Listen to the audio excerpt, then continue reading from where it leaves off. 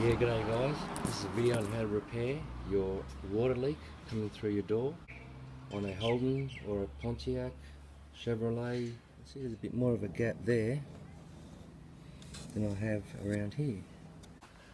Water tends to run straight in when it rains heavily and runs through this hole here.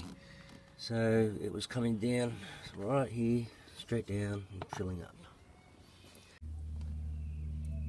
Yeah, this is the problem I had on the other side. Double-sided tape had been stretched when it was originally put on, so you can see it eventually backed itself off.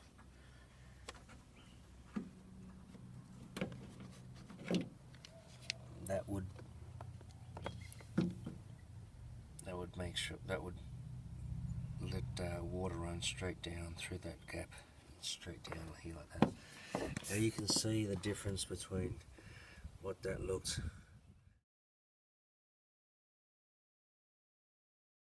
Yeah, this is what it'll look like once you fitted the new double-sided tape. And another thing to note, yes, I did put this bracket on the other side the wrong way. I had it on like that instead of having it on like that. And I can see that there has been some cutting away. I assume that someone before me who owned the vehicle had put in bigger speakers, so there must have been some sort of extra plastic protection of the speaker. So that may have contributed to the leak as well. You can see I've got plastic behind here.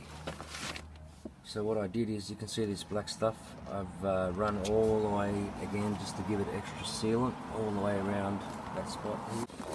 Yeah, this is pallet bearing stuff, I don't know what it's called, but it's very sticky, but it's great. You can stretch it and so I ran a long bead of this stuff right along there, all the way across here.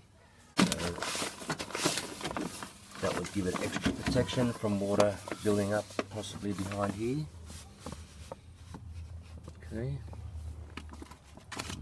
I even managed to do the same thing here, another piece of plastic to possibly stop any water running through there.